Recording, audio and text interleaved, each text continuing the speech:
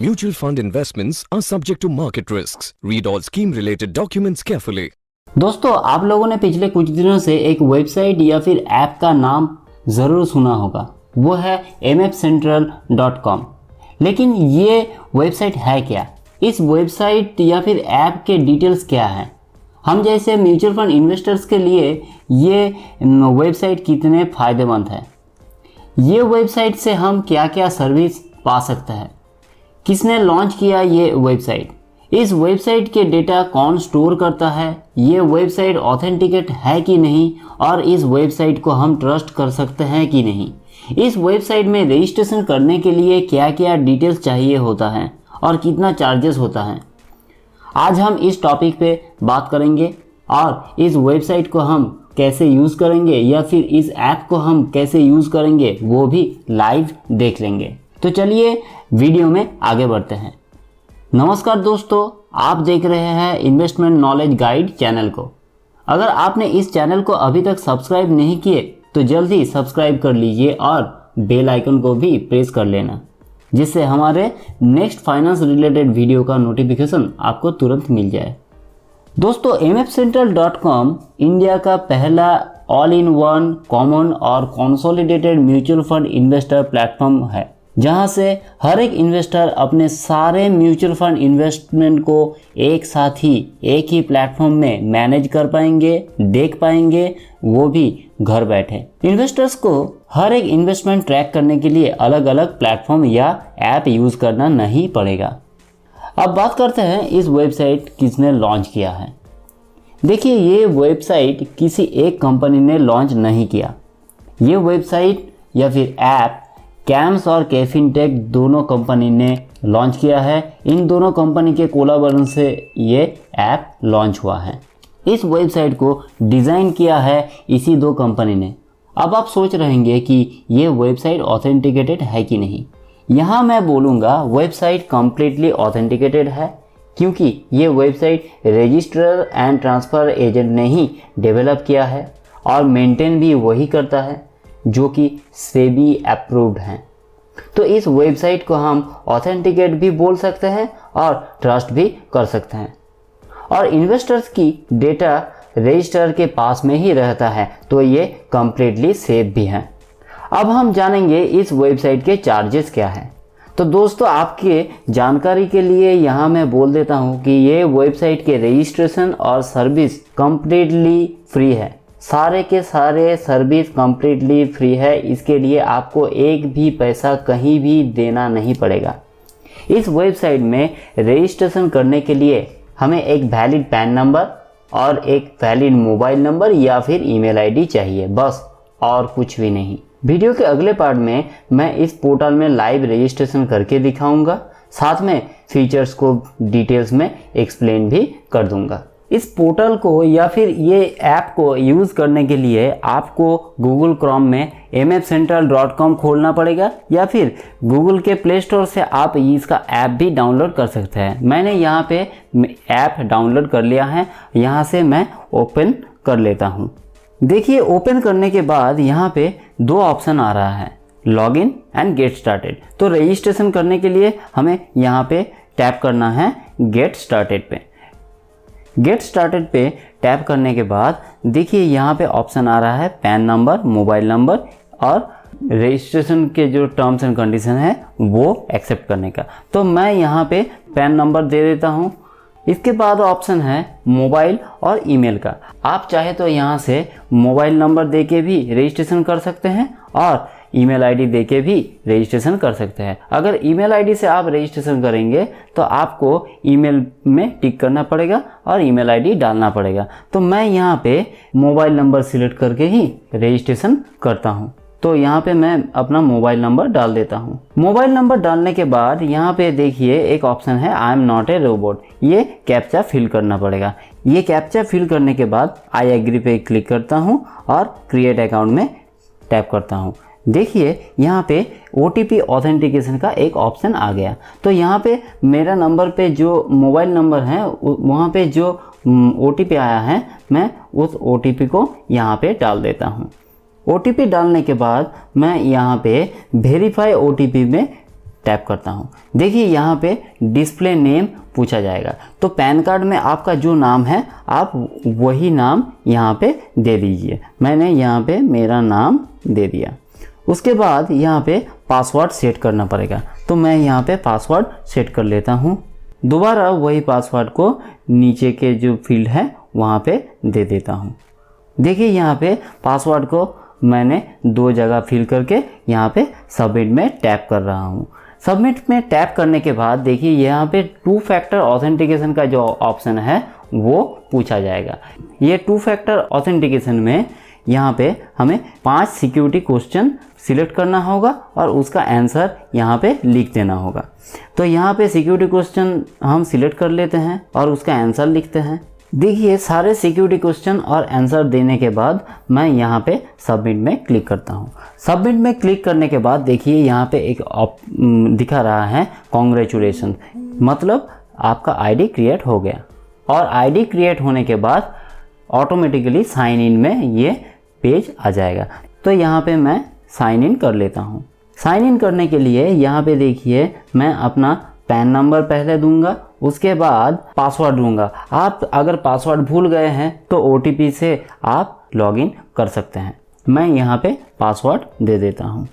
Password देने के बाद यहाँ पे कैप्चा को फिल कर लेता हूँ। अब यहाँ पे मैं साइन इन में क्लिक करता हूँ।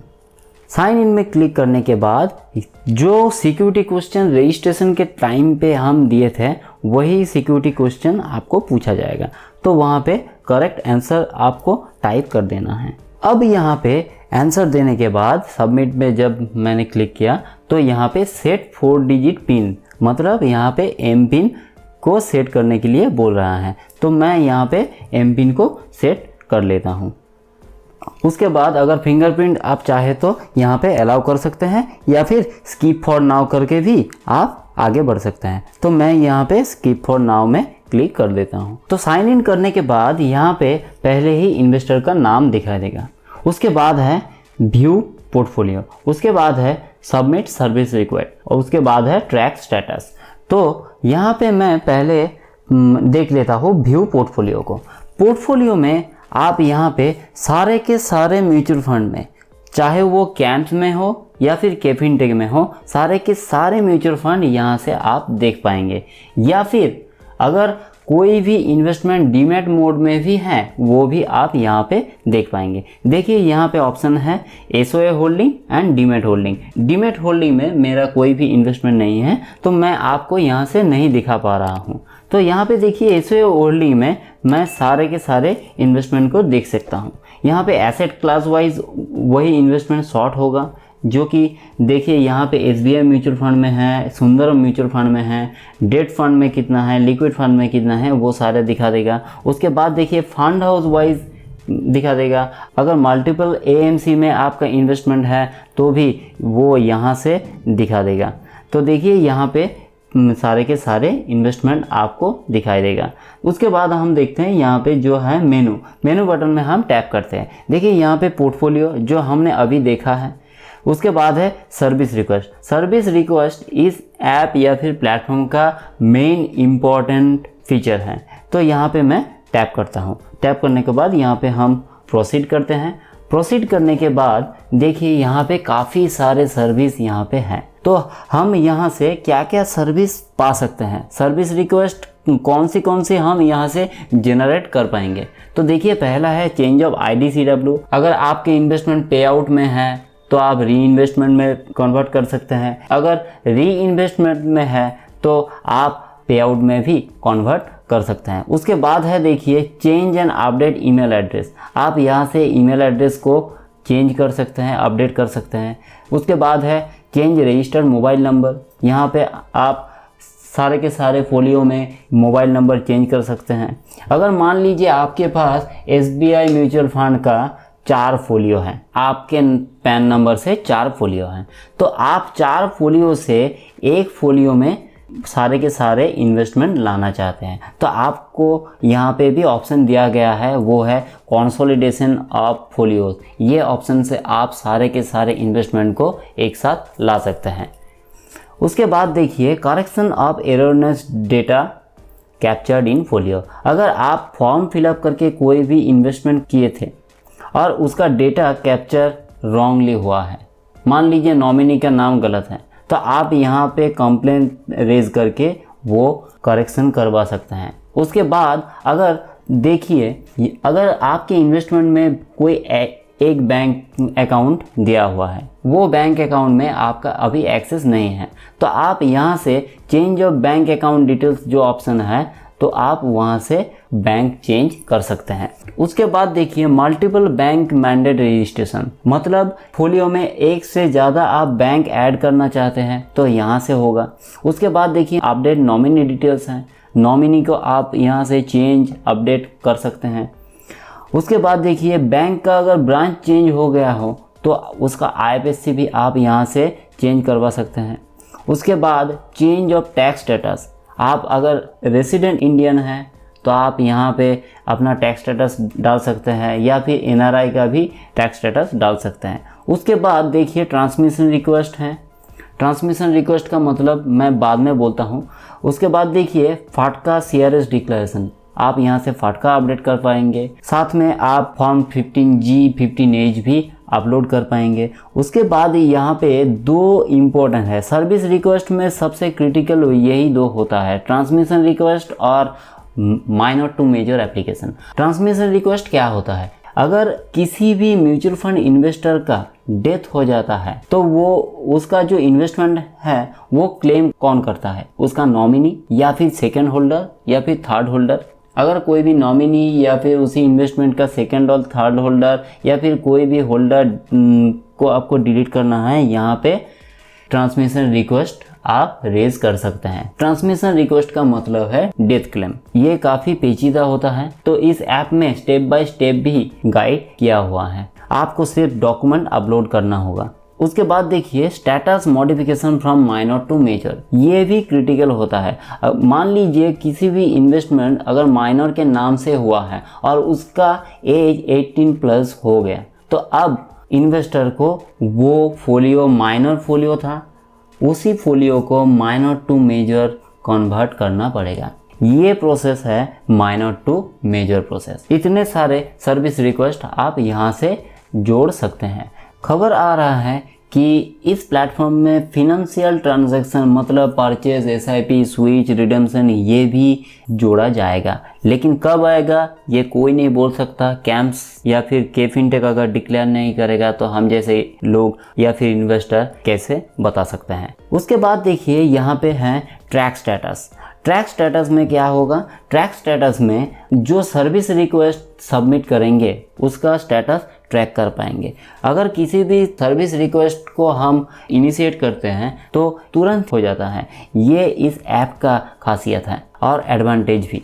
उसके बाद देखिए अनक्लेम्ड पे आउट, अगर कोई भी डिविडेंड आपके पास नहीं आया है या फिर रिडेम्पशन अमाउंट आपके पास नहीं आया है तो आप यहाँ से वो देख सकते हैं और क्लेम भी कर सकते हैं। उसके बाद देखिए CAS का मतलब होता है कंसोलिडेटेड अकाउंट स्टेटमेंट, तो यहाँ पे हम टैप करते हैं तो कंसोलिडेटेड अकाउंट स्टेटमेंट का मतलब है सारे के सारे जो इन्वेस्टमेंट आपके पास हैं, SOA होल्डिंग और डीमेट होल्डिंग, दोनों के दोनों मोड में ही जो सारे के सारे म्यूचुअल फंड इन्वेस्टमेंट हैं वो आप एक ही डॉक्यूमेंट में डाउनलोड कर पाएंगे। कहाँ पे ज़ीरो है, कहाँ पे इन्वेस्टमेंट है कि नहीं है, सारे के सारे आप यहाँ से देख पाएंगे और डाउनलोड भी कर पाएंगे। तो दोस्तों ये था MF सेंट्रल ऐप या फिर mfcentral.com का वेबसाइट पोर्टल।